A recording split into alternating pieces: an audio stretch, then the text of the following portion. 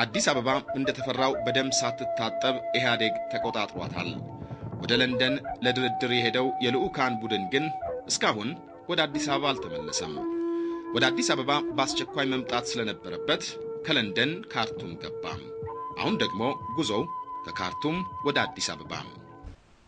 ሱዳኖች ያደረጉልን ትልቁ ትብብር እኔ ትዝ የሚለኝ አዲስ አበባ የሚያደርሰን አውሮፕላን መሰጡን ከነ ፓይለቱ አሁን ድረስ በጣም ትዝ ይሉኛል። አውሮፕላኗ ትንሽ አውሮፕላን ናት። በትክክለኛ ይሄን ያህል ሰው ትይዛለች ብዬ መገመት ይቸግረኛል፣ ግን ከ10 እስከ 15 ሰው በላይ የምትይዝ አውሮፕላን አይደለችም። እና ከካርቱም ተነሳን። በረራ ወደ ኢትዮጵያ አቅጣጫ ነው። ገዳሪፍን እንዳለፍን ይመስለኛል። አውሮፕላኗ እንደው ንፋስ የገፈተራት ዘጭ በጣም አበዛች። መውረድ ወደ ታች እና ነገር እንደተበላሸ አውቀናል። ሁላችንም ገምተናል። ግን ዝርዝሩን የሚያውቀው ስዩም ነበረ ከፓይለቱ ጋር እየተነጋገረ ይሄ ነገር ተበላሽቷል። ሁላችንም ለአንዳችን አልተናገርንም ይሆናል እንጂ እንግዲህ ማረፊያ ቦታ ደግሞ የትም ቦታ የለም። ወደ ኋላም ወደ ካርቱም መመለስና መድረስ የሚችል አይደለም። አዲስ አበባ መድረስ የሚችል አይደለም። ሌላ የትም ቦታ ማረፍ የሚችልበት ሁኔታ የለውም። ስለዚህ አንዱ ቦታ መቅለጧ ነው የሚል ግምት ነበረን። በአጋጣሚ እኔ ባልሳሳት አዲስ አበባ ስንደርስ ነው ጤነኛ መሆኗንም የገባን።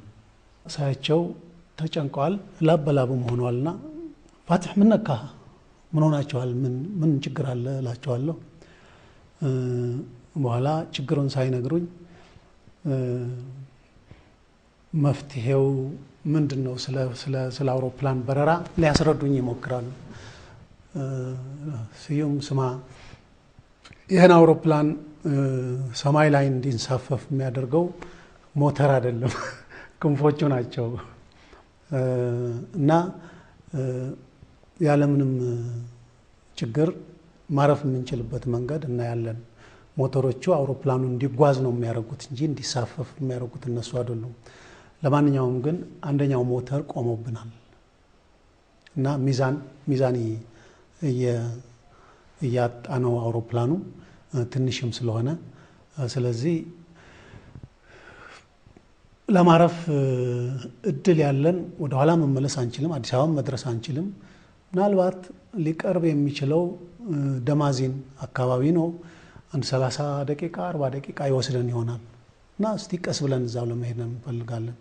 ካልሆነ ደግሞ አንድ ገላጣ መሬት ላይ አይተን ክራሽላንድ ለማድረግ እንሞክራለን ይላል። ለማንኛውም ግን በሰላም ለማረፍ ጥረት እናደርጋለን ይላል ሰውየው ፓይለቱ። ይህንን ለነ ተፈራ ለነመለስ ለቀሩት ጓዶች አልነገርኩም። ግን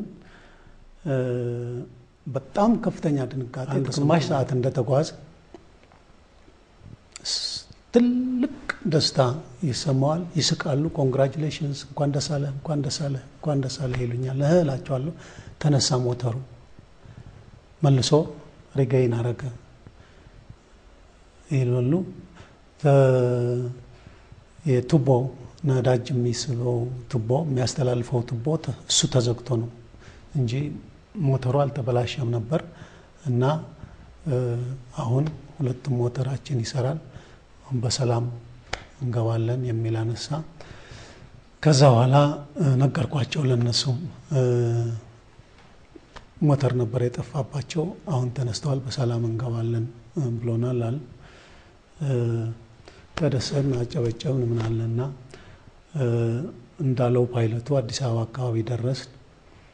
የሲቪል አቪዬሽን የታወር እንትን ላይ ያሉት በዚህ ዙር ብለው ሊመሩት ፈለጉ።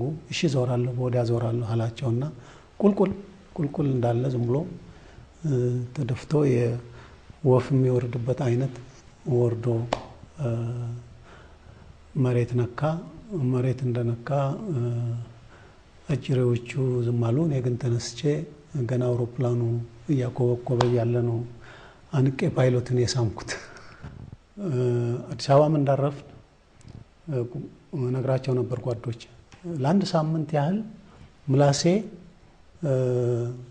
ምንድነው መበላው ነገር ጣዕሙ በምላሴ ለመለየት አልችልም ነበር ሁሉም ነገር በድል ተጠናቋል ጥቂቶች እልፍ ሆነው በጀመሩት ትግል ያ የአፍሪካ ግዙፍ ኃይል ይባል የነበረው ሰራዊትና ትጥቁም ከእንግዲህ ለራሱ ላይሆን አብቅቶለታል ያ መሳሪያ የሚቻለውን ሁሉ አቀረበ ያለ ምንም እንትን በጥቁር አፍሪካ ውስጥ ወደርና አቻ የሌለው ዘመናዊ መሳሪያ አቀረበ ይሄንን በሰልፍ ትዕይት አይታችሁታል ልብ ልናቀርብ እንችላለን እንዴ የሀገር ፍቅር ልናቀርብ እንችላለን እንዴ ቁሳቁስ አይደለም ወይም ከፍተን ልንጨምር እንችላለን እንዴ ተቸገር